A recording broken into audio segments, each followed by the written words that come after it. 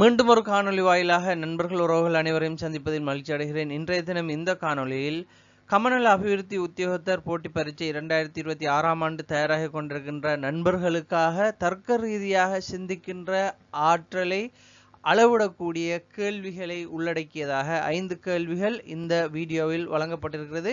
அந்த கேள்விகளுடைய வினாப்பத்திரம் இந்த வீடியோட டிஸ்கிரிப்ஷன்ல இருக்கும். கட்டாயம் உங்களோட நண்பர்களோட பகிர்ந்து கொள்ளுங்க. வீடியோ கடைசி வரைக்கும் பார்த்து தயாராகிறவங்க தயாராகி கொள்ளுங்க. வாங்க வினாவுக்குள்ள போகலாம். கமநல அபிவிருத்தி உத்தியோகத்தர் தரம் 2 போட்டி பரீட்சைக்காக தயாராக கொண்டிருக்கின்ற பட்டதாரி நண்பர்களுக்கு ஒத்துழைப்பு வழங்கும் முகமாக எங்களுடைய ஈஸிலேர்ன் ஆன்லைன் டியூட்டோரியல் பக்கத்தின் மூலமாக இலவசமாக இந்த பயிற்சி நெறி உங்களுக்கு காணொலிகளாக வழங்கப்படுகிறது. அந்த அடிப்படையில் இங்கு முழுமையாக தர்க்க ரீதியிலான ஆற்றலை அளவீடு செய்கின்ற வினாக்கள் மாத்திரமே 5 வினாக்கள் தரப்பட்டிருக்கிறது. அப்படியான வினாவில் முதலாவது வினா, கீழே தரப்பட்டுள்ள உறுப்புகளில் எழுத்துக்கள், எண்கள் மற்றும் குறியீடுகள். இப்போ இங்கே வந்து ஒரு தொடர் சந்திக்கிறாங்க. இதில் எழுத்துக்கள் இருக்குது, அதுபோல் எண்கள் இருக்குது, அதுபோல் குறியீடுகள் இருக்குது. இதை மையமாக வச்சு சில கேள்விகள் கேட்டிருக்கிறாங்க. ரைட்.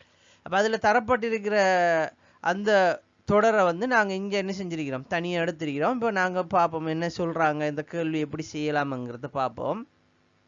கீழே தரப்பட்டுள்ள உறுப்புகளில் எழுத்துக்கள், எண்கள் மற்றும் குறியீடுகள் தொடரை கவனமாக அவதானித்து அதனைத் தொடர்ந்து வரக்கூடிய 5 வினாக்களுக்கும் சரியான விடையை தெரிவு செய்க என்று சொல்லப்படு. ரைட். அப்போ இங்கே இதுதான் தொடர். முதலாவது கேள்வி என்னென்னா, மேற்கண்ட தொடரில் இடப்பக்கத்திலிருந்து 12ஆவதாக. ரைட். இப்போ எங்களுக்கு இப்படி ஒரு லைன் தந்துட்டாங்கன்னு சொன்னால் வலப்பக்கம் இடப்பக்கம் எங்களுக்கு தெரிஞ்சிருக்கணும். இப்படி ஒரு லைன் வரும்போது நாங்கள் இப்போ நீங்கள் இந்த வீடியோ ஃபோனில் பார்க்குறீங்களா இருந்தால் அல்லது ஒரு பேப்பரில் செய்கிறீங்களா இருந்தால் பேப்பரை உங்களுக்கு நேராக கீழே வைக்கும்போது இந்த பகுதி, இந்த அம்புக்குறி நோக்கி போகிற பகுதி உங்களுடைய இடது பக்கம் என்கிறத மனசில் வச்சுக்கொள்ளுங்க. ரைட். இங்கால பகுதி உங்களுடைய வலது பக்கம். அப்போ நீங்கள் எதை நோக்கி அமர்ந்திருக்கிறீங்களோ அந்த நேராக வரக்கூடிய பகுதியை தான் நாங்கள் வலது இடது தீர்மானிக்கிறதுக்கு எடுத்துக்கொள்ளணும். சரி. இப்போ என்ன கட்டிக்கிறாங்க, இந்த எண் தொடரில் வலது இடப்பக்கத்திலிருந்து, அப்போ இடப்பக்கத்திலிருந்து தான் இங்கிருந்து இப்படி போகிறது, இதான் இடப்பக்கத்திலிருந்து போகிறது. வலப்பக்கத்திலிருந்து வாரதுன்னு சொன்னால் அங்கிருந்து இப்படி வாரது. Okay, right. இப்போ இந்த எண் தொடருக்கு ஏற்ற மாதிரி நாங்கள் அதை அனுமானிக்கணும். சரி, ஓகே. இப்போ பாருங்க, இப்போ கேட்டிக்கிற கேள்வி என்னன்னு சொன்னால், மேற்கண்ட தொடரில் இடப்பக்கத்திலிருந்து 12ஆவதாக உள்ள உறுப்புக்கு, சரிதானே, 12ஆவதாக உள்ள உறுப்புக்கு வலப்பக்கமாக 5ஆவதாக உள்ள உறுப்பு எது என்று கேட்டுக்கிறாங்க.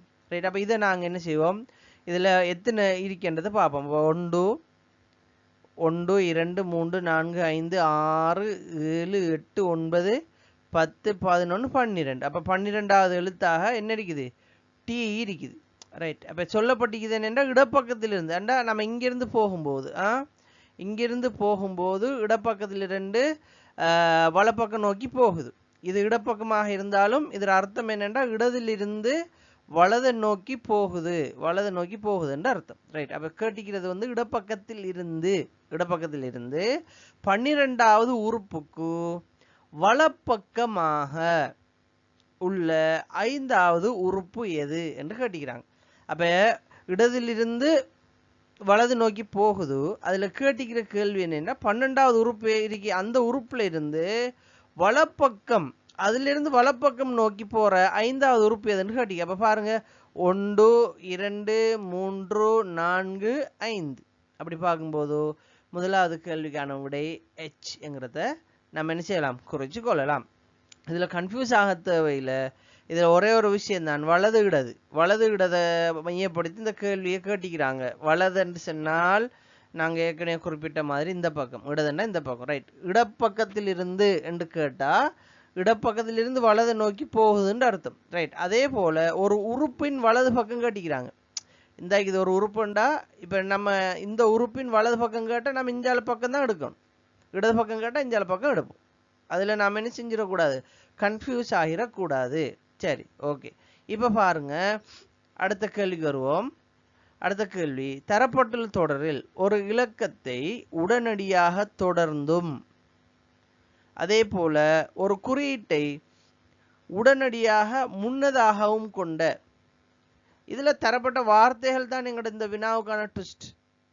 இப்ப இதுல என்னண்டா ஒரு இலக்கம் உடனடியாக தொடர்ந்து வரணும். உதாரணமா ஒரு எழுத்து இருக்கின்ற வச்சுக்க, இப்ப ஜே என்று இருக்கின்றா அதுக்கு உடனடியாக தொடர்ந்து ஒரு இலக்கம் வரணும்டா ஒரு 8 2 வரணும்டா ஒரு 8 இருக்கணும்.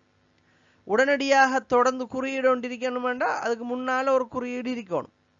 இப்படி இருக்கிறத கேட்டிக்கிறாங்க. இப்படி இருக்கக்கூடிய மெய் எழுத்துக்கள் எத்தனைன்றது கேட்டிக்கிறாங்க. சரி பாப்ப நாங்க AEIOU தவிர்த்து மற்ற எழுத்துக்கள் எல்லாம் மெய் எழுத்துக்கள் இல்லையா? ரைட். அப்ப உடனடியாக ஒரு இலக்கம் வரணும், அது போல குறியீடு வரணும்.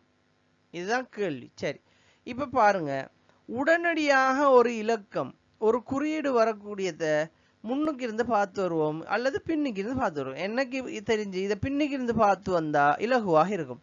ரைட். முதலாவது பாருங்க, இந்த இருக்கிற எஸ்ஸுக்கு அடுத்ததாக ஒரு இலக்கமும் முன்னால் ஒரு குறியீடும் வந்து எஸ் ஒரு என்ன மெய் எழுத்தை சேர்ந்தது.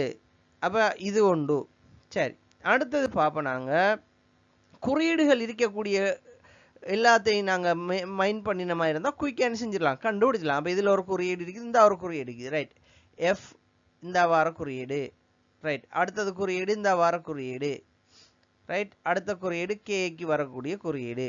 சரி அப்ப எத்தனை இருக்குது? 1 2 3 4 இருக்குது. அப்ப கேட்டிக்குது எத்தனை இருக்குதுன்னு கேட்டிக்கு மெய் எழுத்துக்கள் 4 இருக்கிறது. ரைட். அடுத்தது பாருங்க, தரப்பட்டுள்ள தொடரில் இருந்து எல்லா இலக்கங்களையும் நீக்கிவிட்டு புதிதாக ஒரு தொடரை உருவாக்கினால் எத்தனை உறுப்பு? சரிதானே? புதிதாக ஒரு தொடரை உருவாக்கினால் புதிய தொடரின் வலப்பக்கத்திலிருந்து 10ஆவதாக உள்ள உறுப்பு எது என்று கேட்டுக்கிறாங்க. இப்ப இதுல இருக்கக்கூடிய இலக்கம் எல்லாத்தையும் நீக்கிட்டு கேள்வி என்னண்டா வலது பக்கம் இருந்து 10ஆவது என்று கேட்டுக்கிறாங்க. அப்ப அங்க எப்படி வலது பக்கம் இருந்து 10ஆவதுன்னா இங்கிருந்து போகணும். அப்ப இலக்கம் எல்லாத்தையும் இல்லாம சேட்டாம். ரைட். அப்ப இதை கட் பண்ணுவோம்.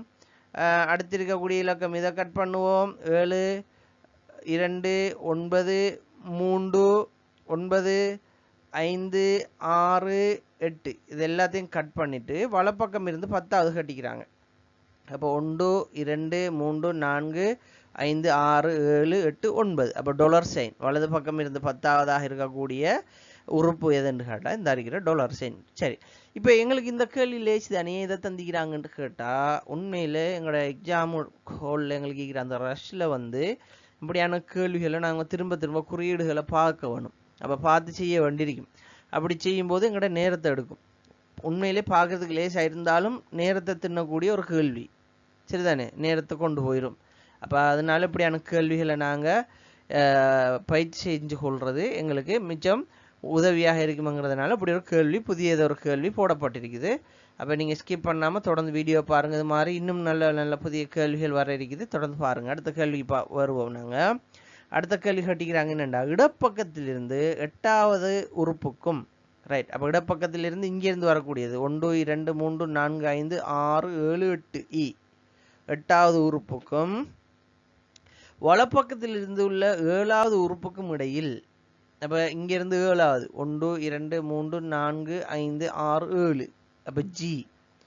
சரிதானே? 1 2 3 4 5 6 7 இந்த உறுப்புக்கும் இடையில் எத்தனை உறுப்புகள் உள்ளன என்று கேட்டுக்கிறாங்க. அப்போ 1 2 3 4 5 6 7 8 9 10 11 12 13 14 15 16 17 மொத்தம் 17 உறுப்புகள் உள்ளது.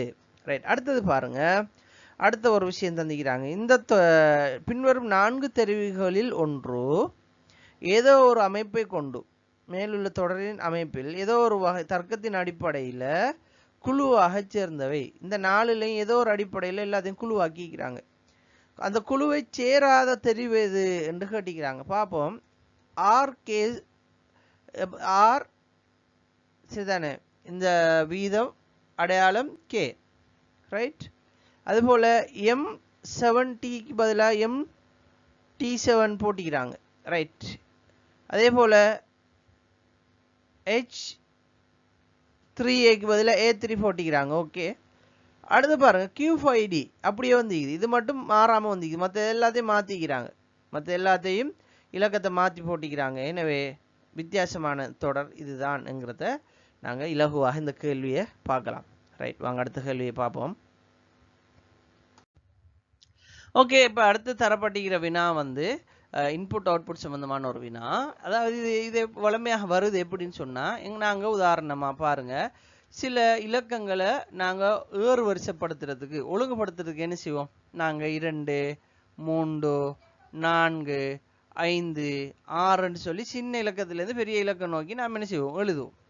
இதே கம்ப்யூட்டர்கிட்ட வந்து நாங்கள் இந்த இலக்கங்களை குழப்பி கொடுக்குறோம்னு வச்சுக்கொள்ளுங்க. உதாரணமாக முதலாவது நாங்கள் 6 கொடுக்குறோம், அதுக்கு பிறகு 5 கொடுக்குறோம், 3 சரிதானே, 2, 4 இப்படி கொடுத்தமா இருந்தால் அது ஆர்டர் பண்ணும்போது ஒவ்வொரு படியாகத்தான் பண்ணும்.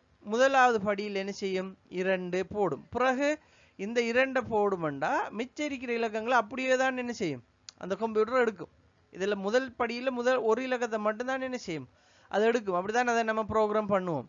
சரிதான். அல்லது 2 இலக்கம் எடுக்குச்சுன்னா 2 இலக்கம் எடுக்கும். அப்போ ஒரு இலக்கத்தை மட்டும் எடுக்கும்னா மிச்சம் இருக்கும்போது 6, 5, 3, 4 என்று வரப்போகுது. இப்போ 2வது படிக்கு வரும்போது ஏற்கனவே 2 ஒழுங்குபடுத்தப்பட்டதுனால 2வது படியில் திரும்ப 3 எடுக்கும். அப்போ 3 எடுக்கும்னு சொன்னால் மீதமிக்கிற எழுத்து என்ன? 6, 5, 4 இருக்குது. அப்போ இந்த 3 அது எடுக்குது. ரைட். இப்போ 3வது படிக்கு வரப்போகுது. 3வது படிக்கு வரும்போது 2, 3, 4 வரப்போகுது. அப்போ 4 எடுத்துரும். 4 வரும்போது மிச்சம் மிக்கிறது 6, 5. ரைட். அப்போ 4வது படின்னு வரும்போது 2, 3, 4 சரிதானே, 5 ஒழுங்குபடுத்தணும். 5 ஒழுங்குபடுத்தி 6 அப்படியே எடுக்கும். சரி, அப்போ இதோட இந்த 4 படியோட எல்லா இலக்கங்களும் ஒழுங்குபடுத்தப்பட்டுரும். இதுதான் இந்த மிஷினில் ஒழுங்குபடுத்துறது. ரைட். இது இலக்கங்களுக்கு வரக்கூடியது. இதே எழுத்துக்கள், அதாவது சொற்கள் வரும்போது எப்படி வரும்னு சொன்னால், சொற்களுடைய முதல் எழுத்தை வச்சு ஆர்டர் பண்ணும். உதாரணமாக பாருங்க, இதில் வந்து தரப்பட்டிருக்கிற உதாரணத்தில் எங்களுக்கு தரப்பட்டிருக்கிற சொல்லே நம்ம எடுத்துக்கொள்வோம். அதில் வந்து ஏர்லிங்கிற சொல் வந்திக்குது. முதலாவது பாருங்க, ஏர்லிங்கிற சொல் வந்திக்குது. ரைட். EARLY ஏர்லி என்று சொல் தந்திக்கிறாங்க. அதுபோல BIRD பேர்டு என்ற ஒரு வார்த்தை சந்திக்கிறாங்க, பேர்டு. அதுபோல CATH கெட்ச் என்ற ஒரு வார்த்தை சந்திக்கிறாங்க, கெட்ச், கெட்ச். அடுத்தது வார்ம் என்ற ஒரு வார்த்தை சந்திக்கிறாங்க. ரைட். இப்போ கம்ப்யூட்டர் இதை ஒழுங்குபடுத்த சொன்னா என்ன செய்யணும்டா? முதலாவது பிஏ கொண்டு தான் ஒழுங்குபடுது. ஏன்னடா பி தான் ஆங்கிலத்துடைய ஆரம்பத்தில் இருக்கக்கூடிய எழுத்து. அப்போ பி வரக்கூடிய பேர்டு வரும், அது பிறகு இ வரும். சரிதானே? ஏன் இ தான் இங்கே அடுத்ததாக இருக்கிறது. இப்போ பிஏ தவிர்த்து பார்க்கும்போது வரிசை எப்படி இருக்குது? பி இ சரிதானே, பி எடுத்துட்டோம், இ CW. அப்போ CW. அப்போ நீங்கள் பார்க்கலாம் இதில் இங்கேயும் என்ன செஞ்சுக்குது? அப்படிதான் வந்துக்குது. இலக்கத்தை தவிர்த்து பாருங்க, bird, early, catch, worm and வந்துக்கு. ரைட். அடுத்த ஒழுங்குபடுத்தங்கள் எப்படி வரும்? ஏற்கனவே பி எடுத்தாச்சு, அடுத்தது சி வரப்போறார். அப்போ CEW வரப்போகுது ரெண்டாவது. பாருங்க இங்கே BCEW அந்த ஒழுங்குல வரும். ரைட். அப்போ மூணாவது ஸ்டெப் போவோம். அப்போ மூணாவது BCE வந்து ஆட்டோமேட்டிக்காக வந்துட்டு இங்கே வந்துட்டு, அப்போ அதை திரும்ப அதை ஒழுங்குபடுத்தாது, இஏ அப்படியே போட்டு டபிள்யூ தூக்கிடும். டபிள்யூ ஆட்டோமேட்டிக்காக வந்துட்டு இனி ஒழுங்குபடுத்துறதுக்கு இல்லை. சரிதானே? அப்போ இந்த இது ஒழுங்காயிட்டு. அப்போ 3 ஸ்டெப்ல இது ஒழுங்காயிட்டுன்றதை பார்க்கலாம். அப்போ இதுதான் இந்த ஒழுங்குபடுத்துகிற முறைங்கிறது, கம்ப்யூட்டர் ஒழுங்குபடுத்துகிற முறைன்றது இதை மையப்படுத்தி தான் நாங்கள் பார்ப்போம். சரிதானே? ரைட். ஓகே. இப்போ நாங்கள் இப்போ கேள்விக்கு வருவோம். இந்த கேள்வியை செய்கிறதுக்கு நாங்கள் இதே மாதிரி ஒவ்வொரு ஸ்டெப்பையும் எழுதி கொண்டிருக்கிறையா? இல்லை. அப்படி எழுதினமா இருந்தால் எங்களோட நேரம் போகும். அப்போ இந்த கேள்வி அணுகிறதுக்கு நாங்கள் ஒரு ஷார்ட்கட், ஒரு இலகுவான முறையை ட்ரிக் ஒன்று பயன்படுத்தலாம். என்னண்டா, முதல்ல நாங்கள் இதுக்கு இலக்கம் போடணும். சரிதானே? இப்போ எங்களுக்கு இதில் விளங்கிட்டு என்ன, இங்கே தந்திருக்கிற ஒழுங்குப்படி உதாரணப்படி முதல்ல இலக்கங்கள் ஏறு வரிசைப்படி என்ன இறங்கு வரிசைப்படி போகுது. இலக்கங்கள் இறங்கு வரிசைப்படி போகுது. பெரிய இலக்கங்கள் இருந்து ஸ்டார்ட் ஆகுது. பாருங்க, 93 தான் ஃபர்ஸ்ட்டுக்கு இருக்குது. திரும்ப அடுத்த ஸ்டெப்பில் வந்து பார்த்தீங்கன்னா 78 இருக்குது. அடுத்த ஸ்டெப்பில் பார்த்தீங்கன்னா 45 இருக்குது. அடுத்த ஸ்டெப்பில் 15. பாருங்க, ஆர்டர் பண்ணும்போது என்ன வருது? முதலாவது வார்த்தைகள் வருது, அதுக்கு அடுத்தது இலக்கம் போடுறாங்க, திரும்ப அடுத்த வார்த்தை வருது, திரும்ப அடுத்த இலக்கம் போடுறாங்க. அப்படின்னு என்ன செய்யறாங்க? அப்படித்தான் அதை ஒழுங்குபடுத்துறாங்க. சரி. இப்போ நாங்களும் என்ன செய்ய போகிறோம்? இது அப்படித்தான் ஒழுங்குபடுத்த போறோம். சரி, இப்ப அப்படி ஒழுங்குபடுத்தும் போது நாம இதை எழுதி கொண்டிருக்க தேவையில்லை. நாங்க இலக்கத்தை போடலாம். நாங்க என்ன செய்யலாம், தந்திருக்கிற இலக்கத்தை போட்டு நாங்க இதை ஒழுங்குபடுத்தி பார்க்கலாம் சரியா வருதாண்டது. ரைட், இப்ப பாப்போம். நாங்க இலக்கத்தை போட்டு பார்ப்போம் இது ஒழுங்குபடுத்தி படுதாண்டு. இப்ப எங்களுக்கு முதலாவது வார்த்தை வரணும் சரிதானே, முதலாவது வார்த்தை வரணும். அப்ப இங்க பியங்கிற வார்த்தை தான் முதலாவது இலக்கம். ரைட், முதலாவது வார்த்தை, முதல் படிக்கு வார்த்தை. சரி, ரைட். அப்ப வார்த்தையை மட்டும் நம்ம போட்டுட்டோம். அப்ப வார்த்தையை மட்டும் போட்டோம்டா முதலாவது வார்த்தை. ரைட், அடுத்தது பார்ப்போம். நாங்க ரெண்டாவது இலக்கம் வரணும் சரிதானே, ஒரு சொல் ஒரு இலக்கம் அப்படின்னு வரும்போது ரெண்டாவது இலக்கம். ரைட், மூணாவது வார்த்தை வரணும் சரிதானே, அடுத்தது வார்த்தை எங்களுக்கு வரணும். சரி, இப்ப வார்த்தையை எடுப்போம். வார்த்தை எங்க மூன்றாவது பி இருந்தா ABCDEF அந்த ஒழுங்கு வரிசையில HIJKL. அப்ப எங்களுக்கு ரெண்டாவது இலக்கம் எடுத்தோம். அப்ப மூன்றாவது வார்த்தை எடுக்கிறோம், மூன்றாவது வார்த்தை L. ரைட், நான்காவது என்ன இலக்கம். அப்ப நான்காவது இலக்கம் கொண்டு வரும்போது 76க்கு அடுத்ததாக இருக்கக்கூடிய மிகப்பெரிய இலக்கம் இதுல 59. ரைட், இப்ப ஐந்தாவது என்ன சொல் எடுப்போம். அப்ப HIJKLT, ஐந்தாவது T. ரைட், ஆறாவது என்ன எடுப்போம், ஆறாவது 59க்கு அடுத்ததாக இந்த 45 எடுப்போம். ரைட், இப்ப அடுத்தது எடுக்க போறோம் ஒரு வார்த்தை, ஏழாவது. ரைட், எட்டாவது இந்த கடைசி இலக்கம். அப்ப நாங்க இதை ஆர்டர் பண்ணிட்டு சரிதான், இப்படி ஆர்டர் பண்ணிட்டு நாம் என்ன செய்வோம், டக்கண்டு இதை ஒழுங்குபடுத்தினா சரி, இந்த இலக்கங்களை ஒழுங்குபடுத்தினா எங்களுக்கு இலகுவாக கண்டுபிடிக்கக்கூடிய மாதிரி இருக்கும். ஏன்னா இந்த வார்த்தைகள் எல்லாம் எழுதி கொண்டிருந்தா எங்களுக்கு நேரம் போகும். அப்ப நாங்க ஒழுங்குபடுத்தும் போது முதல் இலக்கத்தை என்ன செய்ய போறோம், ஒழுங்குபடுத்த போறோம். அப்ப இதுல முதல் இலக்கத்தை ஒழுங்குபடுத்தினோம்னா அடுத்தது என்ன வருது, 6 5 8 2 3 4 7. இதான் ஆர்டர். இப்ப ரெண்டாவதுக்கு 1 சரிதானே, ரெண்டாவது வரும்போது 2 திரும்ப 6 திரும்ப 5 8 2 ஒழுங்குபடுத்திட்டோம். அப்ப திரும்ப 2 எழுதக்கூடாது இல்லையா. ரைட், அப்ப 8 3 4 7 திரும்ப 1 2 3 எடுத்தோம் சரிதானே, இந்த 3 எடுத்துக்கிறோம். அப்ப 3 எடுக்கும்போது அடுத்ததாக இருக்கிறது மிச்சம் இருக்கிறது 6 5 8 4 7 மூன்றாவது. ரைட், இப்ப நாலாவது ஒழுங்குபடுத்த போறோம். 1 2 3 சரிதானே, 4 6 5 8 7. ரைட், இப்ப அஞ்சாவது ஒழுங்குபடுத்த போறோம் சரிதானே. 5 ஒழுங்குபடுத்தும் போது 1 2 3 4 5 6 8 7. திரும்ப ஆறாவது ஒழுங்குபடுத்த போறோம். 1 2 3 4 5 6 ஆல்ரெடி இருக்கி சரிதானே, ஆறாவது ஓடு பண்ணிட்டோம். ரைட், 6 இப்ப 8 7 மாத்த போறோம் சரிதானே. ஆறாவது வந்து இந்த இலக்கம் 7 வரணும், மார்க்கு பட்டது 7 8. ரைட், அப்ப திரும்பி 7வது ஸ்டெப் தேவையில்லை, ஏன் 6 ஸ்டெப்போட இதெல்லாம் ஒழுங்கா ஆயிட்டு. சரி, இப்ப கேள்விக்கு வரலாம். இந்த புதிய உள்ளீட்டு இறுதிப்படியை அடைய மொத்தமாக எத்தனை படிகள் எங்களுக்கு தேவை என்ற கேள்வி வந்து. அப்ப நாங்க இதை செஞ்சு பார்க்கும்போது எங்களுக்கு எத்தனை வந்துக்குது, மொத்தம் 6 ஸ்டெப் வந்துக்குது. அப்ப நாங்க என்ன செய்யலாம், இதை கொஞ்சம் வேகமாக இலக்கங்களை போட்டா வேகமாகவே எங்களுக்கு எழுதலாம். வார்த்தையில எழுதி கொண்டிருக்கணும்னு அவசியம் இல்லை. இலக்கத்தை எங்களுக்கு கொப்பியில ஒரு பேனையை நீங்க எடுத்து வச்சு எழுதி பாருங்க, எவ்வளவு நேரம் போகும், மிச்சம் குறைய நேரம் தான் போகும். ரைட், அடுத்தது காட்டிக்கிறாங்க பியர். அடுத்தது 76, லயன் 59, 45, டைகர் 12, wolf. ரைட், அப்ப இதுல பியர்ங்கிறது ஃபர்ஸ்ட், wolfங்கிறது 7. ரைட், பார்த்துக்கொள்ளுங்க. இதுல கேட்டிக்கிற இது எத்தனாவது படி என்று கேட்டிக்கிறாங்க. அப்ப பியர்ங்கிறது எத்தனை, பியர் 1 சரிதானே. அப்ப இதை பாருங்க, நம்ம இதை போடுவோம். அப்ப டக்குன்னு என்ன செய்யலாம், எங்கட இந்த ஓர்டருக்கு ஏற்ற மாதிரி போட்டு வர வேண்டியதான். இது 1, 76 என்பது 2, லயன் என்பது 3, 59 என்பது 4, 45 என்பது 6, டைகர் என்பது 5, டைகர் 5, 12 என்பது 8, உல்ஃப் என்பது 7. அப்போ 1 2 3 4 வரைக்கும் ஆர்டர் ஆகிக்குது. 1 2 3 4 4 வரைக்கும் ஆர்டர் ஆகிக்குது. சரிதானே? அப்போ 4 வரைக்கும் ஆர்டர் ஆகிக்குதுண்டா 4வது ஸ்டெப். அப்போ 4வது படி என்றதை பார்க்கலாம். அப்போ நாங்கள் இந்த இலக்கம் போட்ட மாதிரி தான் எங்களுக்கு இது செய்கிறது லேசி.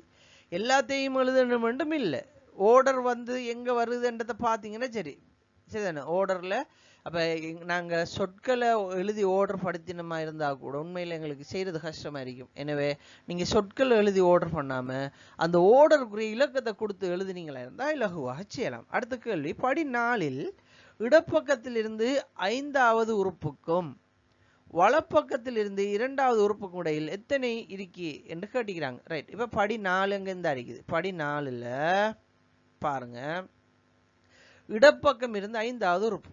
அப்போ 1 2 3 4 5 5வது உறுப்பு இருக்கிறது 6. ரைட். வலப்பக்கம் இருந்து 2வது உறுப்பு 1 2 ரைட் 2 அப்போ 8. இந்த 2 உறுப்புக்கும் இடையில் சரிதானே? 2 உறுப்புக்கும் இடையில் எத்தனை உறுப்புகள் அமைந்துள்ளது? கேள்வி என்ன?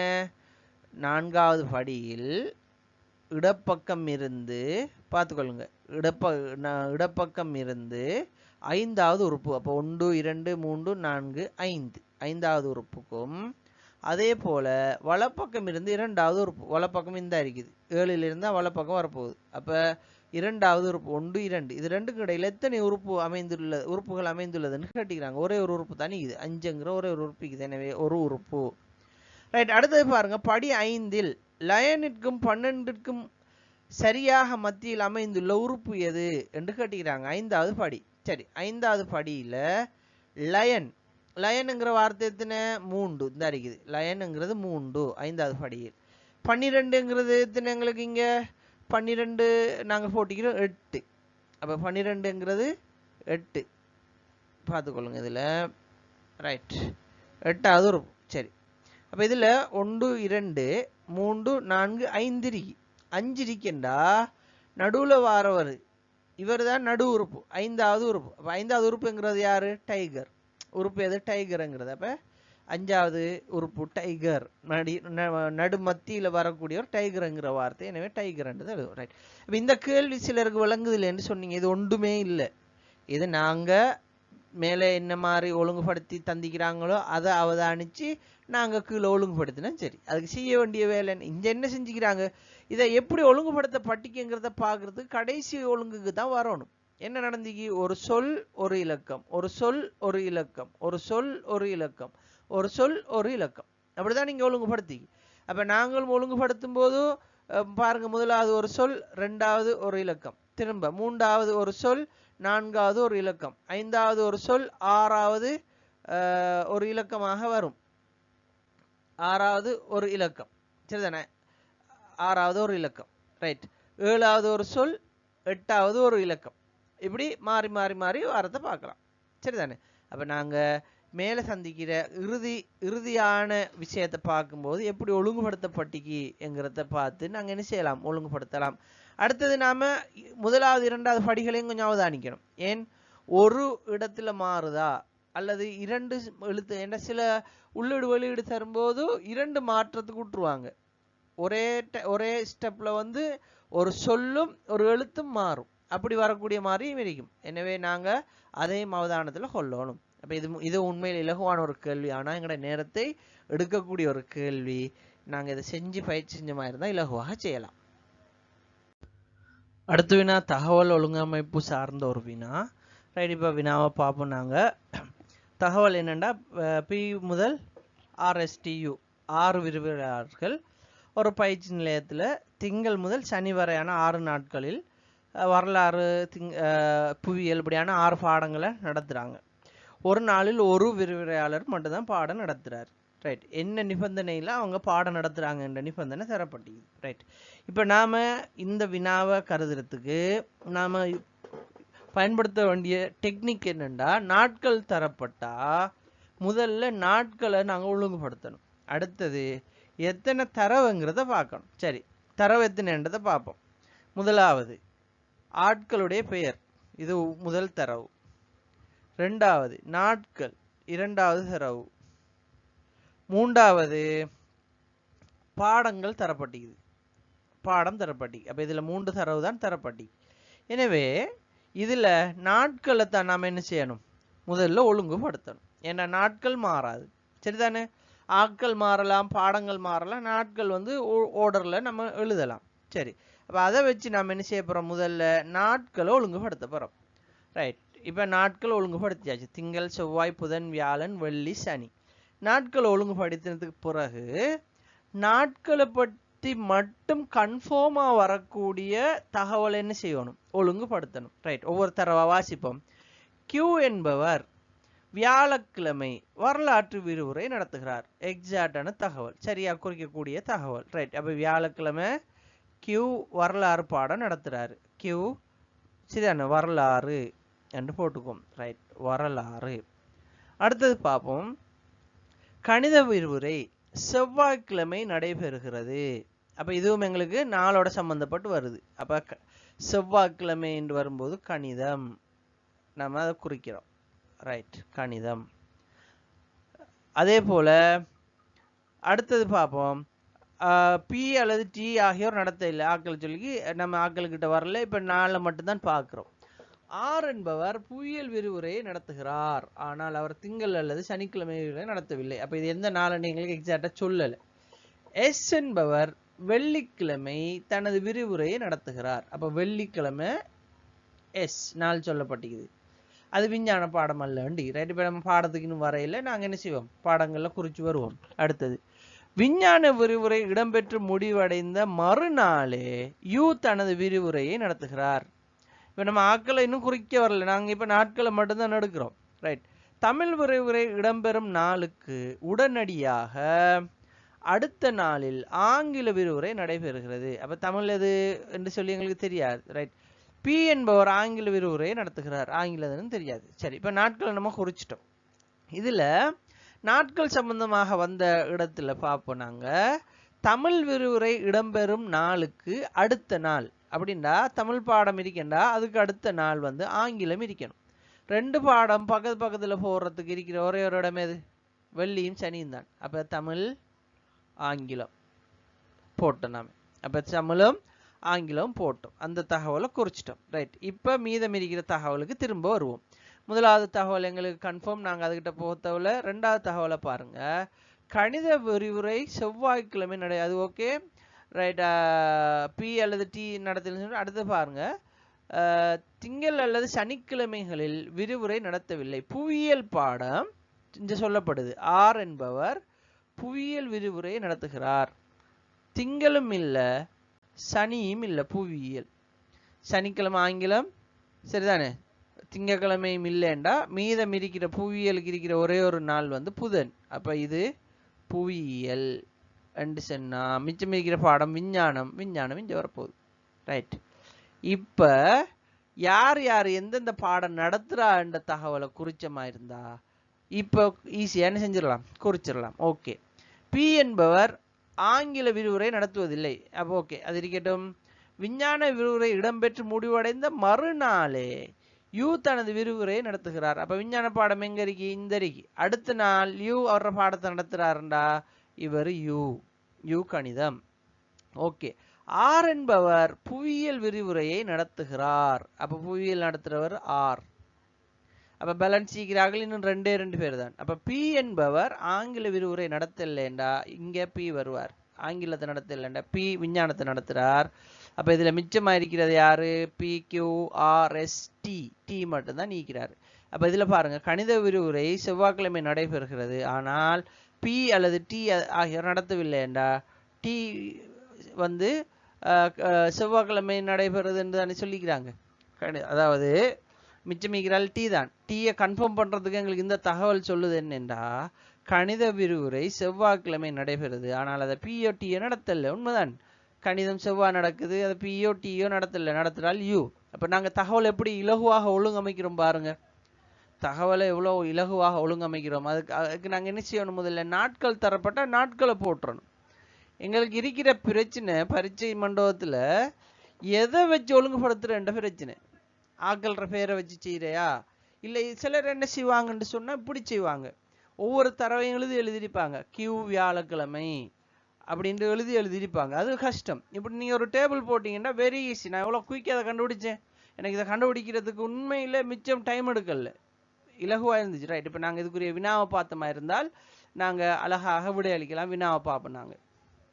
ஓகே, கேள்விக்கு வருவோம். விஞ்ஞான விரிவுரையை நடத்துபவர் யார்? அப்போ எங்களுக்கு இங்கே தரப்பட்டிக்குது தரவுப்படி விஞ்ஞான விரிவுரை நடத்துவர் பி. டி விரிவுரை நடத்தும் பாடம் எது? ஆங்கிலம். அதே போல பின்வரும் விரிவுரையாளர் பாடம் 4 இணைகளில் தர்க்க ரீதியாக சரியானது எது சரி என்று கேட்டுக்கிறாங்க. பி விஞ்ஞானம் சனிக்கிழமை புல என்ன. அதே போல ரெண்டாவது யூ கணிதம் செவ்வாய்க்கிழமை. எஸ், யூ கணிதம் செவ்வாய்க்கிழமை. ரைட். எஸ் ஆங்கிலம் வெள்ளிக்கிழமை புல. ஆர் புவியியல் திங்கட்கிழமை என்பது புல. எனவே சரியான விடை யூ கணிதம் செவ்வாய்க்கிழமை என்பது. ரைட். ஆர் நடத்தும் விரிவுரைக்கும் எஸ் நடத்தும் விரிவுரைக்கும் இடையில் எத்தனை விரிவுரைகள் நடைபெறுகிறது? ஆர் இந்த அறிக்குது, எஸ் இந்த அறிக்குது, இதுக்கு இடையில ஒரே ஒரு பாடம் தான் நடக்குது, ஒரே ஒரு பாடம். புவியியல் விரிவுரை எந்த நாளில் நடைபெறுகிறது? புதன்கிழமையில நடைபெறுது. இவ்வளவுதான். அப்ப தரவு ஒழுங்கமைச்சோம்னா ஒரு நிமிஷம் போதாது, எங்களுக்கு ஒரு நிமிஷம் போகாது அதுக்கான விடை அளிக்கிறது. அப்ப எங்களுக்கு டைம் எடுக்க போது தரவு ஒழுங்கமைக்கிறதுக்கு தான். எனவே தரவு ஒழுங்கமைக்கிறதுலையும் நீங்க நல்லா குறிச்சு வச்சுக்கொள்ளுங்க. நாட்கள் ரெண்டு வந்தா நாட்கள் ஒழுங்குபடுத்துங்க. அது பிறகு நீங்க அதை வச்சு கேள்வியை செய்யுங்க. Okay, right. அடுத்த வினாவை பார்ப்போம் நாங்க. அடுத்த கேள்விக்கு வருவோம் நாங்க. 4வது வினா. இதுவும் ஒரு சிக்கலான நிபந்தனைகள் கொண்ட ஒரு தரவை ஒழுங்கமைச்சு நாங்க விடையளிக்க வேண்டிய வினா. தரவுகளை பார்ப்போம். என்னண்டு ஒரு குழு ஒரு குழுவில் விசேடமான ஒரு குழு இருக்குது. அதுல 5 பேர் இருக்கிறாங்க. PQRST என்ன 5 பேர் இருக்கிறாங்க. ரைட். அந்த 5 பேரும் 3 விஷயத்துக்கு வாக்களிக்கணும், 3 தீர்மானத்துக்கு வாக்களிக்கணும். எஸ் என்றால் ஆம் என்றால் வை என்றும், இல்லை என்றால் என் என்றும், நடுநிலை என்றால் யூ என்றும் அவங்க வாக்களிக்கணும். இதுதான் கேள்வி. ரைட். இப்ப தரப்பட்டிருக்கிற நிபந்தனைகளுக்கு வருவோம். முதலாவது நிபந்தனை என்னண்டா, எந்த ஒரு தீர்மானத்திற்கும் பி மற்றும் கியூ இருவரும் ஒரே மாதிரியான வாக்களிக்க மாட்டார்கள். அப்ப இங்க தரப்படுற முதலாவது விஷயம் என்னண்டா, பி ஒரு விஷயத்துக்கு என்ன வாக்களிக்கிறாரோ அதுக்கு எதிர்மாறாத்தான் என்ன செய்வார், எதிர்மாறாத்தான் கியூ வாக்களிப்பார் என்ற ஒரு விஷயம் சொல்லப்பட்டி. ரைட். அடுத்தது, எந்த ஒரு தீர்மானத்திற்காவது ஆர் ஆம் என வாக்களித்தால் அதே தீர்மானத்திற்கு கட்டாயம் எஸ் இல்லை என்று சொல்லுவாரு.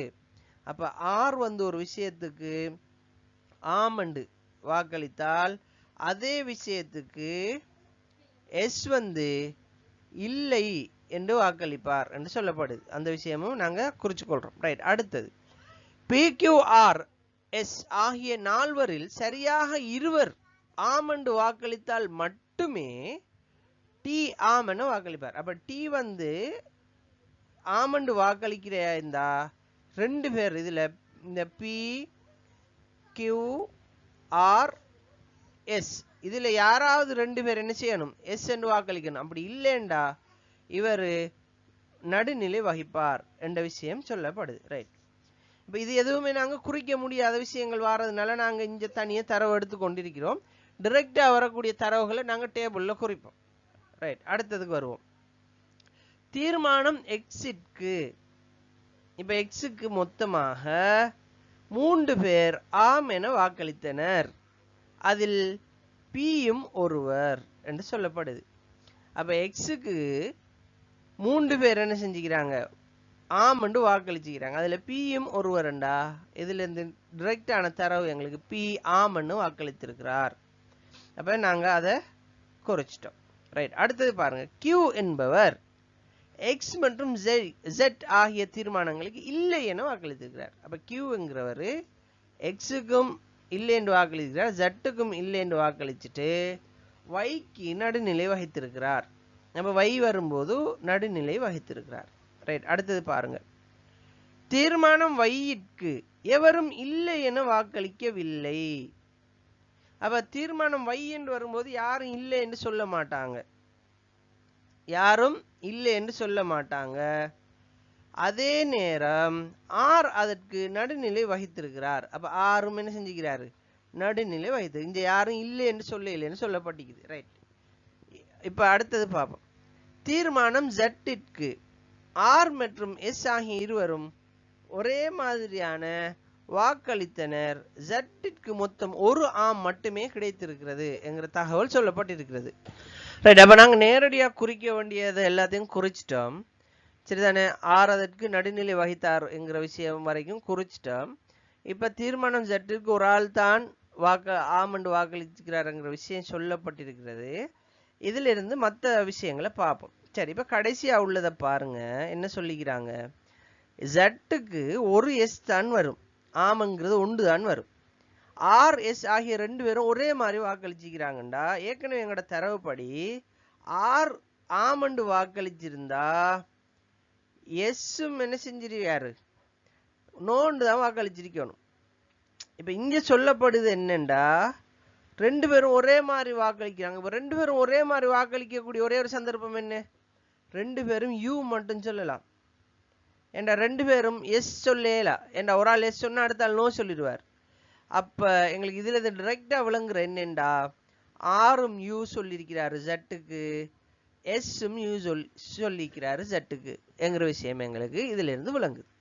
சரிதானே? ரைட். அடுத்தது இந்த டீங்கிற ஒரு விஷயம் சொல்லும் போது சொல்லியிருந்தாங்க பி கியூ ஆர் எஸ். இதுல யாராவது ரெண்டு பேர் எஸ் என்று சொன்னா மட்டும்தான் இவர் எஸ் சொல்லுவார், இல்லாட்டி நடுநிலை வகிப்பார். அப்ப இந்த டேபிள்ல யாருமே ஜட்டுக்கு 4 பேர்ல 2 பேர் சொல்லல. எனவே ஒரே ஒரு ஆள் பி மட்டும் தான் நீக்கிறார். அப்ப இதுக்கு ஒரே ஒரு எஸ் தான் வந்து ஆம் தான் வந்து, அது பியாக தான் இருக்கணும். அப்ப ஒன்று வந்ததுனால இவரும் இதுக்கு நடுநிலை வகித்திருக்கிறார் என்று ஜட்டோட பிரச்சனையை முடிச்சுட்டு நாங்க. ரைட். அந்த தரவுல இருந்து நாங்க எடுத்த தீர்மானம் தான் அது. ஓகே, இப்போ அதே மாதிரி ஒவ்வொன்றுக்கும் வருவோம். எக்ஸுக்கு வருவோம். எக்ஸுக்கு என்னன்றதை பார்ப்போம் நாங்க. எக்ஸ் எங்க? ரைட். எக்ஸை பத்தி சொல்லும் போது எக்ஸ் தீர்மானம் எக்ஸுக்கு மொத்தமாக 3 பேர் ஆம் என வாக்களித்தனர். அதில் பியும் ஒருவர் என்று சொல்லப்பட்டது. பி ஆம் மட்டும் நமக்கு தெரியும். அப்ப இன்னும் எங்களுக்கு 2 பேர் ஆம் என்று வாக்களிக்கணும். இதுல பாருங்க, ஆர் ஆமண்டு வாக்களிச்சா எஸ் வந்து நோண்டு வாக்களிச்சிருவார். அப்ப நாங்க அதை ஒரு அனுமானத்துல ஆர் எஸ் சொல்லியிருக்கிறாருன்றே வச்சுக்குவோம், எஸ் நோ சொல்லியிருக்கிறாருன்னு வச்சுக்குவோம். இப்ப பாருங்க, 2 எஸ் வந்துட்டு, பிட எஸ் ஒன்று ஆர் எஸ் வந்து டி எஸ் சொல்றதுக்கு உரிய நிபந்தனை பூர்த்தி ஆயிட்டு. ஏன்? பி கியூ ஆர் எஸ் ஆகிய 4ல யாராவது 2 பேர் எஸ் சொன்னா ஆம் சொன்னா டீயும் ஆம் சொல்லிடுவார். எனவே இந்த பியும் ஆரும் ஆம் சொல்லிக்கிறதுனால டீயும் என்ன செய்யறாரு, எஸ் சொல்லிடுறாரு. அப்ப தரவுப்படி எக்ஸுக்கு 3 எஸ் வந்துட்டு. Okay, right. அடுத்ததுக்கு வருவோம். பி மற்றும் கியூ இருவரும் ஒரே மாதிரியான வாக்கு அளிக்க மாட்டார்கள் என்ற ஒரு தரவு வந்து வைர விஷயத்துல. வைக்கு நோ இல்லைன்னு சொல்லிக்கிறாங்க. பாருங்க, வையை பத்தி சொல்லும் போது தீர்மானம் வையிற்கு எவரும் இல்லை என வாக்களிக்கவில்லை என்று சொல்லப்பட்டி. அப்ப யாரும் நோ சொல்ல இல்லைன்னு சொல்லிக்குது இல்லையா? ரைட். அப்ப கியூ வந்து நடுநிலை வகிச்சா யாரும் நோ சொல்ல முடியாது. பியும் கியூ ஒரே மாதிரி வாக்களிக்க முடியாதுன்றதுனால பி இவருக்கு எஸ் தான் சொல்லியிருக்க வேணும் என்றதை பார்க்கணும். ரைட். இப்ப மத்த ஆக்கள் எல்லாம் இவர் டைரக்டா நாம சொல்லிடுவோம். இதுல எங்களுக்கு அடுத்த விஷயத்துக்கு வருவோம். எஸ் வந்து வைக்கு நோ சொன்னாரா எஸ் சொன்னாரா யாருமே நோ சொல்ல இல்லை என்ற விஷயம் சொல்லப்பட்டிருக்குது. ஆக ஒன்று இவர் எஸ் சொல்லியிருக்கலாம், சரிதானே? எஸ் சொல்லியிருக்கலாம் அல்லது நோ சொல்லியிருக்கலாம். நம்ம ஏதாவது ஒரு முடிவுக்கு வரலாம். அப்ப நம்ம இவர் எஸ் சொன்னார் என்று எடுத்துக்குவோம். எஸ், அதாவது எஸ் என்பவர் ஒய்ங்கிற தீர்மானத்துக்கு ஆம் என்று சொன்னார் என்றே வச்சுக்குவோம். ரைட். அந்த அடிப்படையில டீயுடைய நிபந்தனை இங்கேயும் என்ன செய்யுது, பூரணம் ஆகுது. எப்படி? வையும் எஸ்ஸும் ஆம் என்று சொல்லதுனால 2 பேர் சொன்னதுனால இவர் எஸ் சொல்றார் என்ற ஒரு முடிவுக்கு நாங்க வருவோம். சரி, இப்ப டேபிள நாங்க பூர்ணப்படுத்திருக்கிறோம். இதுல கேள்வியை வச்சு நாங்க என்ன செய்வோம், இதுல ஏதாவது மாற்றங்கள் இருந்தா செய்யலாம். கேள்விக்கு வருவோம். நாங்க இதுல கேள்விக்கு பார்த்து அதுக்கான விடையை அளிப்போம். ஓகே, நாங்க வினாக்கு வருவோம். முதலாவது கேட்கப்படுற வினா என்னென்றால், தீர்மானம் ஜட்டிற்கு பி அளித்த வாக்கு என்ன? பி அளித்த வாக்கு ஆம் என்பது. இரண்டாவது, தீர்மானம் எக்ஸிற்கு டி அளித்த வாக்கு என்ன? ஆம் என்பது. மூணாவது, பின்வரும் யார் தீர்மானம் வைக்கு ஆம் என உறுதியாக வாக்களித்தார் என்ற கேள்வி கேட்டிக்குது.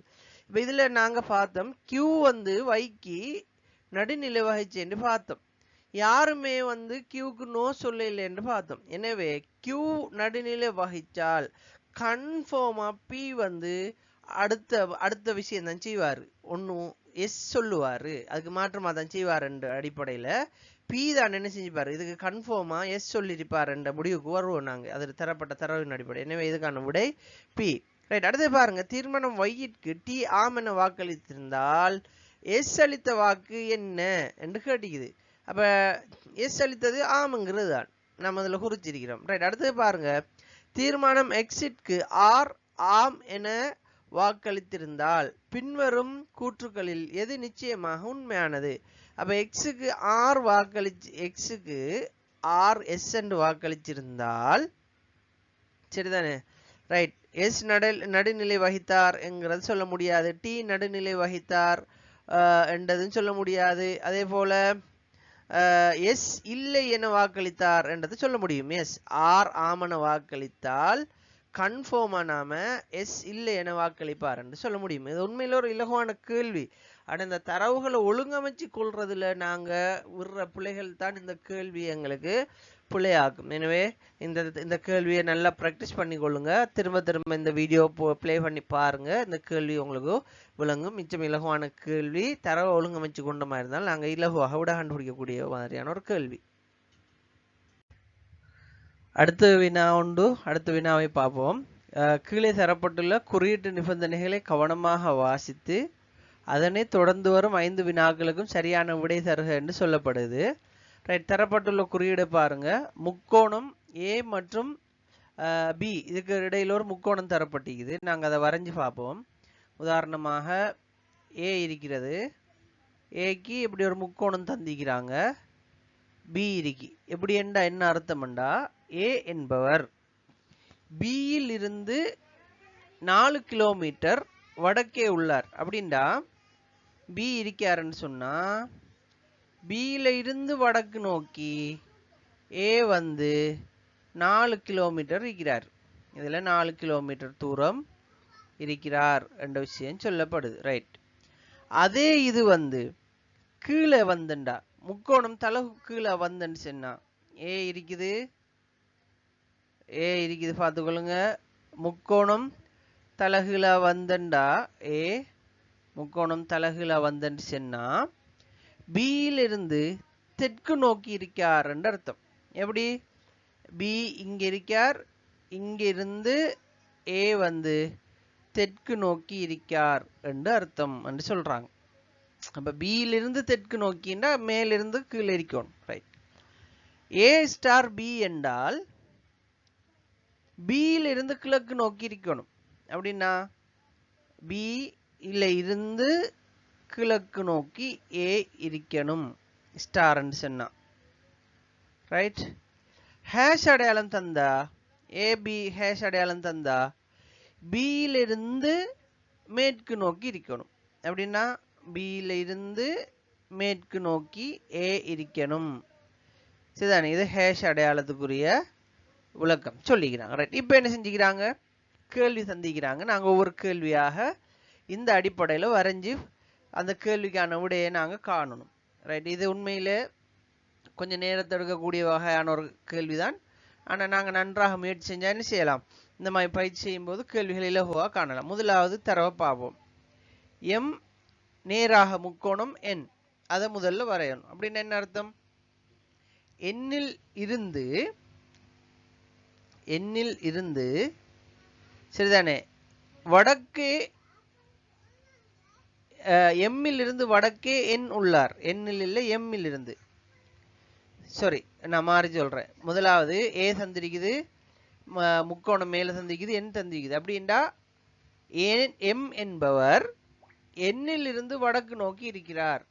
அப்ப எண் இருந்தா இந்த எண்ணில் இருந்து சரிதானே வடக்கு நோக்கி எம் 4 கிலோமீட்டர் தூரத்தில் இருப்பார். இப்படி வந்தா இவங்க 4 கிலோமீட்டர் தூரத்தில் இருக்காங்கன்னு அர்த்தம். திரும்ப அதே எண் வந்து ஓவுல இருந்து என் கிழக்காக 3 கிலோமீட்டர் தூரத்தில் இருக்கார். எண்ணுக்கும் ஓவுக்கும் இடையில ஸ்டார் ஒன்று தரப்பட்டிருக்குது. என்ன அர்த்தம்? இந்த ஓ ஏங்கிற இடத்துல என்ன வச்சு பாருங்க, ஓ என்கிற இடத்துல பி என்கிற இடத்துல ஓ வச்சு பாருங்க. அப்படின்னா என் என்பவர் ஓவில் இருந்து கிழக்காக 3 கிலோமீட்டர் தூரத்தில் இருக்கிறார் என்றது அர்த்தம். ரைட். அப்ப இவரை கிழக்காக கொண்டு வரணும்டா ஓ வந்து இங்க வரணும். அப்ப ஓ இருக்கு. அப்ப ஓவில் இருந்து என் என்பவர், சரிதானே, என் என்பவர் கிழக்காக 3 கிலோமீட்டர் தூரத்தில் இருக்கிறார் என்றதை பார்க்கலாம். திரும்ப ஓ என்பவர் பியில் இருந்து 4 கிலோமீட்டர் தெற்காக இருக்கிறார். அப்ப பியில இருந்து தெற்காக இருக்கணும்னா பி இங்க வரணும். இங்க வந்ததான் இங்க இருந்து இங்க 4 கிலோமீட்டர் தெற்காக இருக்கலாம். ரைட். இப்ப கேள்வி, பியில இருந்து பார்க்கும்போது எம் எந்த திசையில் இருக்கிறார்? பியில இருந்து பார்க்கல எம் எந்த திசையில் இருக்கிறார்? கிழக்கு திசையில் இருக்கிறார். பிக்கு எம் கிழக்கு திசையில் இருக்கிறார். அப்ப அதுக்கான சரியான ஆன்சர் கிழக்கு திசை. அப்ப நாங்க இப்படி திசை வரைஞ்சுதான் என்ன செய்யணும்? இந்த கேள்வியை நாங்க விடையளிக்க வேண்டி இருக்கும். சரி, அடுத்த கேள்வியை பார்ப்போம். அடுத்த கேள்வியும் அதே மாதிரி தான் தரப்பட்டிருக்கிற ஒவ்வொரு தரவாக நாங்கள் எழுதி வந்தோம்னா அழகாக இதுக்கு விடையளிக்கலாம். சரி, முதலாவது தரவு என்னன்றது பாருங்க. W தரப்பட்டிருக்குது. W எக்ஸ்ல இருந்து மேற்கு நோக்கி இருக்கிறார். அப்படின்னா எக்ஸ் இங்க வரணும், எக்ஸ்ல இருந்து W இங்க இருக்கணும். எவ்வளவு கிலோமீட்டர்? இது 3 கிலோமீட்டர். இது 3 கிலோமீட்டர். திரும்ப எக்ஸ்ல இருந்து எக்ஸ் ஆனவர் வையில் இருந்து, சரிதானே, 4 கிலோமீட்டர் தெற்காக உள்ளார். அப்ப வை மேல இருந்தா தான் எக்ஸ் தெற்குக்கு வரலாம். அப்ப இதுக்கு இடையில 4 கிலோமீட்டர். ரைட். திரும்ப வையில இருந்து வை வந்து வை ஜட்டில் இருந்து கிழக்காக உள்ளார் என்று சொல்லப்படுது. அப்ப ஜட்டில் கிழக்காக ஜட் இங்க வரணும், சரிதானே. இப்ப இது 3 கிலோமீட்டர். ரைட். இப்படி வரணும். இப்ப இதுல கேள்வி என்னண்டா, டபிள்யூக்கும் இங்கே நூனா போடப்பட்டு இதுல சரியான அடையாளம் ஜட். ஜட்டிற்கும் இடையிலான மிக குறைந்த தூரம் எது என்று கேட்டி பாருங்க. டபிள்யூக்கும் ஜட்டுக்கும் இடையில தூரம் கேட்டி. அப்ப ஜட்டுக்கும் டபிள்யூக்கு இடையில தூரம் கிட்டத்தட்ட 4 கிலோமீட்டர் தான். இதே அளவு தான். அப்ப எங்களுக்கு சரியான விட 4 கிலோமீட்டர் என்றத நாங்க விடையாக கொடுக்கலாம். சரி, அடுத்த கேள்வியும் அதே மாதிரி அணுகுவோம். இலகுவான கேள்வி. உண்மையில பார்க்கும்போது இலகுவான கேள்வி. நாங்க அந்த தூரங்கள் திசைகளை சரியாக அளந்து என்ன அதுகளை சரியா பார்க்கறதுக்கு எங்களுக்கு இருக்குமா இருந்தால் நாங்கள் இலகுவாக இந்த கேள்வியை செய்யலாம்.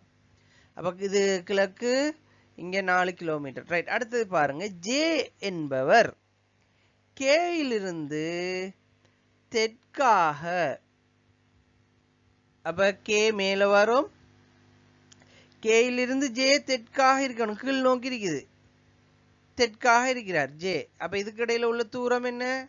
4 கிலோமீட்டர். அதுல ஏற்கனவே மேல தரப்பட்டது 4 கிலோமீட்டர். சரி, ரைட். திரும்ப கே என்பவர் எல்லில் இருந்து மேற்காக, அப்ப கே இருக்காருண்டா எல்லில் இருந்து மேற்காக இருக்கணும்டா எல் அங்க வரணும், எல் இங்க வரணும். ரைட். எல் அங்க வரணும். சரி, இப்ப திரும்ப எல் வந்து எம்மில் இருந்து வடக்கு இருக்கணும். அப்ப எம் இங்க வரணும். ரைட். அப்ப இதுக்கு இடையில 3, இதுக்கு இடையில 4, சரிதானே. ரைட். இப்ப கேள்வியை பார்ப்போம். எம்ஐ ஜே, அதை எம்ஐ பொறுத்து ஜேயின் அமைவிடம் தூரம் திசை மற்றும் தூரம் என்னன்னு காட்டி, எம்ல இருந்து ஜே எங்க இருக்காருன்னு காட்டி, ஜேய பாருங்க 3 கிலோமீட்டர் தூரத்துல எங்க இருக்கிறாரு? எம்ல இருந்து, சரிதான். எம்ல இருந்து பார்க்கும்போது எங்க இருக்கிறாரு? எம்ல இருந்து பார்த்தா ஜே வந்து மேற்குல இருக்கிறார். 3 கிலோமீட்டர் தூரம் மேற்குல இருக்கிறார். அப்ப இதுதான் சரியான விடை. அடுத்தது பாருங்க. எஸ்ல இருந்து எஸ் வந்து டீல இருந்து வடக்காக இருக்கிறார். அப்ப டி இங்க இருந்தா எஸ் இங்க இருக்கணும். ரைட். யூவிலிருந்து டி கிழக்காக இருக்கிறார்.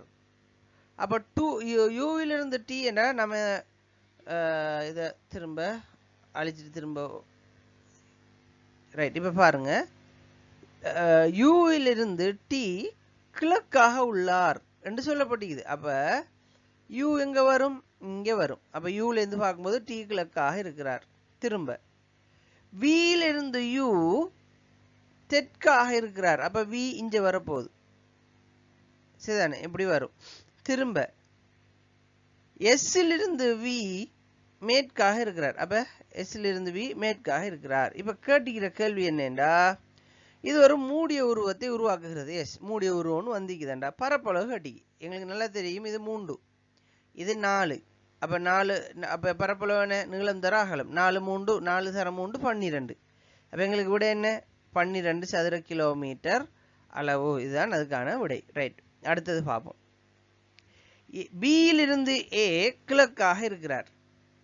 பியிலிருந்து ஏ கிழக்காக இருக்கிறார்டா. பி இங்க, ஏ இங்கே. அப்போ பியிலிருந்து பார்க்கக்குள்ள ஏ கிழக்காக இருக்கிறார். திரும்ப சியிலிருந்து பி வடக்காக இருக்கிறார். அப்போ சி எங்க வரணும்? சியிலிருந்து பி வடக்காகன்னு சொன்னா சி இங்க வரணும். திரும்ப சியிலிருந்து டி, அதாவது டியிலிருந்து சி கிழக்காக இருக்கிறார். பார்ப்போம் இது எப்படி போகுதுன்னு பார்ப்போம். இதுல சரியான அர்த்தம், சி டியிலிருந்து சி கிழக்காக இருக்கணும் அப்படின்னு சொன்னா இங்க வரணும் டி. டி இங்க வந்தா தான் சி கிழக்காக இருக்கும். அப்ப இது 3 கிலோமீட்டர், இது 4 கிலோமீட்டர், 4 கிலோமீட்டர், இது 3 கிலோமீட்டர். சரி. இப்ப ஈலிருந்து டி தெற்காக இருக்கிறார். அப்ப இங்க வரப்போது இ. ஈலிருந்து டி வந்து தெற்காக இருக்கிறார். அப்ப இது 4 கிலோமீட்டர், 4 கிலோமீட்டர். இப்ப பார்ப்போம். இப்ப கேட்டிக்கிற கேள்வி, அதாவது ஈக்கும் சரிதானே, ஈக்கும் பிக்குமான இடையிலான மிக குறைந்த நேர்கோட்டு தூரம் எது என்று கேட்கப்பட்டிருக்குது. அதுல கேள்வி எங்களுக்கு சரியாக இதுங்கள நான் இப்ப திரும்ப அதுல கேள்வி சொல்றேன் நான். ஓகே, இறுதி கேள்விய பாப்போம். இதுல வந்து இந்த இருக்கிற நூ அண்டு இருக்கிறது இ, இந்த யூ அண்டு இருக்கிறது ஏ. சரிதானே? ரைட். இப்ப கேள்வியை பார்ப்போம் நாங்க. கேள்வி என்ன சொல்லுது? பியிலிருந்து ஏ கிழக்காக இருக்கிறார். அப்ப பியிலிருந்து ஏ கிழக்காக இருக்கணும்டா, பி எங்க இருக்கணும்? பி இங்க இருக்கணும், ஏ இங்கே இருக்கணும். ரைட். பியிலிருந்து ஏ. சரிதானே? பியிலிருந்து ஏ கிழக்காக இருக்கிறார். திரும்ப சியிலிருந்து பி வடக்காக இருக்கணும். அப்ப எங்க வரணும்? சி கீழே வரணும். அப்ப சி கீழே வந்தா தான் பி என்ன செய்வார்? சியிலிருந்து பார்க்கும்போது வடக்கில் இருப்பார்.